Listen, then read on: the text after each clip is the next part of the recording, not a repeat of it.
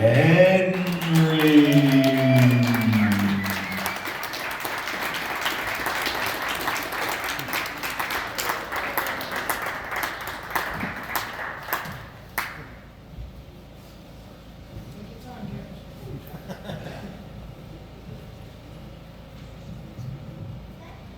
Just for a moment here, I want to say thank you to Rancho 74, Lehigh Valley, both Bethlehem and Allentown for coming out and supporting this movement today. It is super important that we all be engaged like we are. You could have been anywhere you wanted to be today, but you decided to come and be here and support this change and this movement going forward.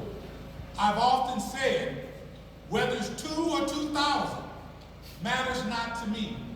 Where there's a letter carrier that is seeking knowledge, where there's a letter carrier supporting change and supporting needs of the letter carriers, we're going to be there in the house each and every single time.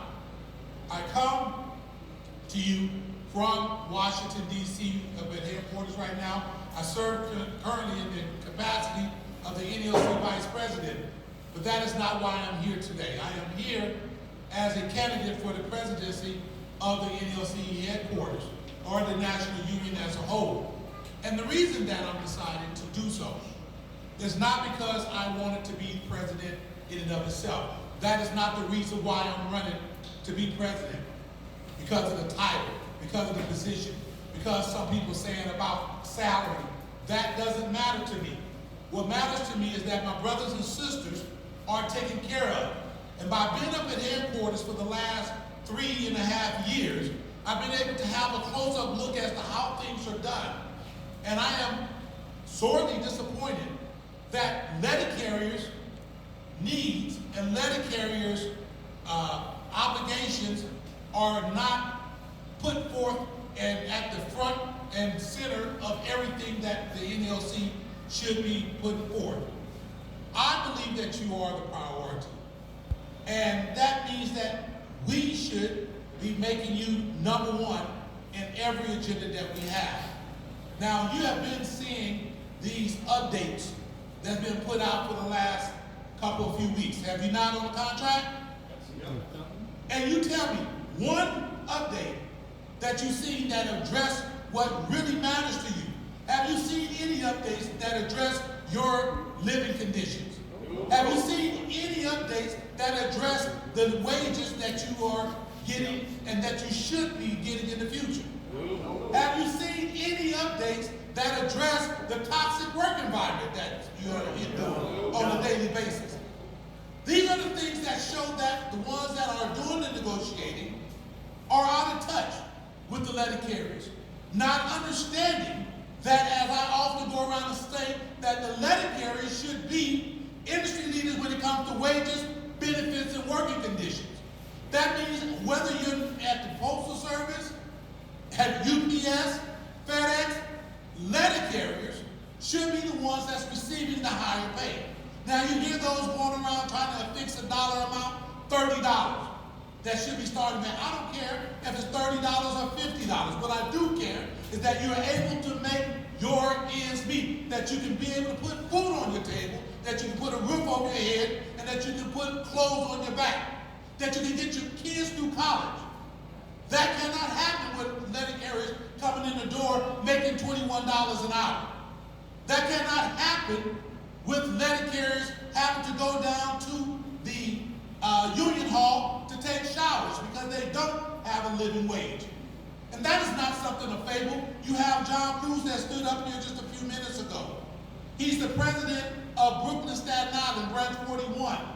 His membership had to approve the authorization to put a shower in the union hall for letter carriers to come and take a shower. Because where they live, the wages are woefully deficient to be able to make it from day to day.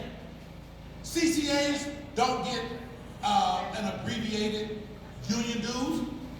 They pay the same union dues that we pay, that all of us pay. What's happening with the CCAs? That they're doing equal work for less pay. Equal work for less pay. Does that sound familiar? That's something that women have been having to endure for decades, doing equal work for less pay. And by any metric, everyone knows that that is inequitable. That is not a fair way of doing anything. We often talk about the union being brotherhood and sisterhood, that an injury of one is an injury to all. Well, brothers and sisters, if our CCAs are coming in making wages that are less than what the national average should be, then guess what? There's a problem. When you have people that working at the fast food industry making $23, $25 an hour, they're not having to contend with the dogs out on the street. They're not having to contend with management in the office or at their workplace treating them like they're some less than. They're not having to contend with the criminal elements like letter carriers do on a daily basis. But moreover, not only should we be concerned about the CCAs, we should be concerned about every single letter carrier up the rung. Every single one of us.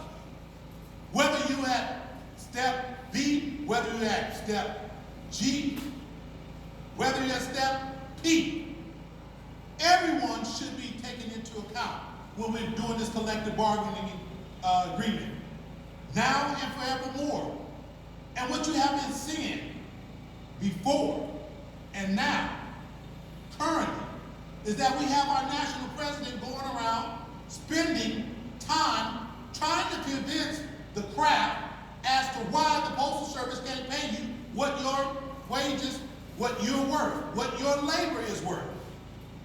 Well, as your president, I won't spend 700 days traveling the country like you did last contract, trying to convince you that what you are in need of and what you're deserving of is something that the Postal Service is unwilling to give. So this is the best I can do, therefore accept it, like it or lump it. That's the way I took it. That is unacceptable. We should never, ever, ever enter into any kind of contractual negotiation, nor stand before management for any reason, whether it's for a letter of warning on the working floor, whether it's for a national collective bargaining agreement. We should never enter with an attitude of defeat, of deceit and defeat. We should not have a defeatist attitude.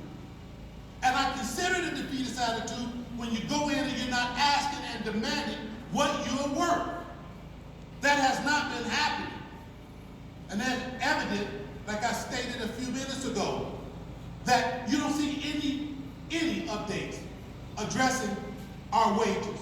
You don't see any updates addressing the toxic work environment. That is absolutely unacceptable. It is unacceptable. And to have a two-tier wage system, in my view, is something that we should do any and everything that we can to abolish. We should have one pay scale. One pay scale. We should have an all-career workforce. Do you not agree? Yes. Yes. Do you agree that we should have full colas? Yes. How is it that other crafts within the same agency, the same employer, have full colas? How is it that APW have full colas? How is it that the mail handlers have full colas? Wow. And we're walking around with the vast majority of our craft having to endure diet colas. How is that possible? It should not be. Because guess what? When they lie to you by omission, as I say, by not telling you the full truth, by not putting things in proper context, when they say, well, your projected salary is going to be XYZ, you get $1,200 in colas. You say, well, that don't sound too bad. But they fail to tell you that the only ones that's going to get the $1,200 are the ones at the very top. Everyone else that's below that is prorated. Prorated, almost like at 60-something%. So after $1,200, you might have got close to $700 of that. Is that acceptable to you? No. That's what causes division within the union. That's again, when you have people doing same work or equal work for less pay. We should be making emphasis on making sure that our letter carriers are able to get from hire date to retirement date. And to be able to do so without wondering what's going to come to them if they retire now. A lot of letter carriers won't retire because they can't afford to retire. But your bodies are broke down. Your minds are depleted because of all the stress and time constraints and everything that you have to contend with on a daily basis. Those are the things that we need to work on collectively as a union. We need to be able to stand shoulder to shoulder with one another and make sure that management understands that we are here and we're going to be holding you accountable to what the collective bargaining agreement says. We're going to be holding you accountable for treating us like we're supposed to be treated. We're going to hold you accountable for not holding those that are responsible accountable. What do I mean by that? You should not have supervisors or managers subjecting our letter carriers to all kind of hostility and not be held accountable.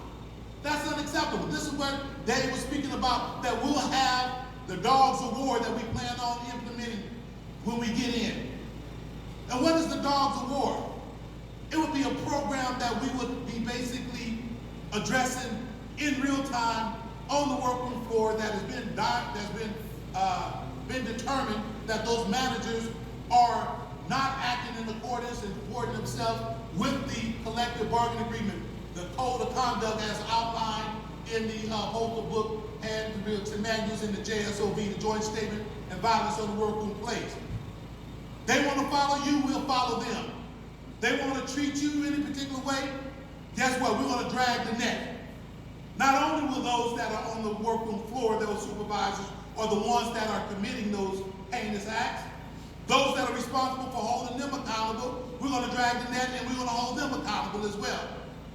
Whether it's the district manager, the postmaster, or the area manager, every single one of them, because they're the agency. It's just their agent that is acting on their behalf. They're responsible. But we got to do our job. And we got to make sure that the letter carriers know that we got their back like vertebrae. So they'll understand that when they stand up, that they're not standing up alone. That we're going to be there for you. That we're going to fight the fight. In the Marine Corps, as we said, we're going to fix bayonets in charge. That's what's going to happen. It doesn't matter, I often say here, whether you're branch 274 or 2, 3, 4, 1100, where I come from. What precedes every branch number is the acronym NALC, National Association of Letter Carriers. That means that we are one branch, that we're one union, and you have multiple branches, but there's one union. And when we understand that we all are interconnected, that we're all one, it'll make it that much more easier for us to stand and be held to the standards of brotherhood and sisterhood.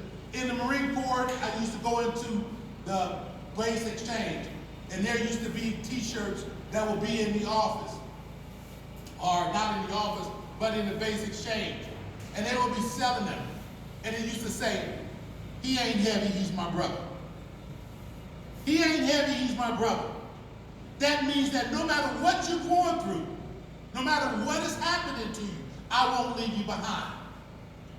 I'll carry your load. The Bible says that the strong bears the infirmities of the weak. We all need to understand that we are all in a position of need some point in time. And if we cannot depend on one another, what does it mean? I often say as well that the best ability is dependability. It don't matter how smart Tom may be. It don't matter how smart John may be. It don't matter how eloquent you are. It doesn't matter how gifted you are in anything. If you cannot be relied upon, it don't mean nothing. Doesn't mean nothing if you cannot be someone that folks can depend on. Well, brothers and sisters, I submit to you that you elect the concerned letter carriers, the COC, will be the group that you can depend on. Now, that doesn't mean that every single thing that we ask for that we're going to get 100% of the time. But what I can promise you is that 100% of the time we're going to try. It will never ever be due to lack of trying that we don't get what it is that's coming towards us or for us. Currently right now, if you look at your health care, in most instances, health care this year has risen in premiums by $1,000. Anyone experience that? $1,000. But yet, your COLAs is about $1,200. But that's only for the top. What about those that are getting a diet COLA? The raises that you got haven't and are not keeping pace with the expenses that are going out. This is why that we need to hold the line this time. And when I tell you, brothers and sisters, I think one of the greatest derelicts of duty is not to represent your people, not to follow the will of your people. In this instance, the letter carrier. And look no further than that most recent, back in March, when the TA, that tentative agreement was voted down, rejected wholeheartedly, 71% by the membership. But yet it was force-fed down your throat. It didn't matter to him whether or not you wanted it or not. You had stated overwhelmingly that this is unacceptable. We should have been throwing the deuces up at management and saying, guess what, we'll see you in arbitration. That's what should have happened. That did not happen. And so when I tell you that the concerned letter carriers, the CLC, is not a derivative of the NALC. It's not no offshoot. That's just the name of our slate.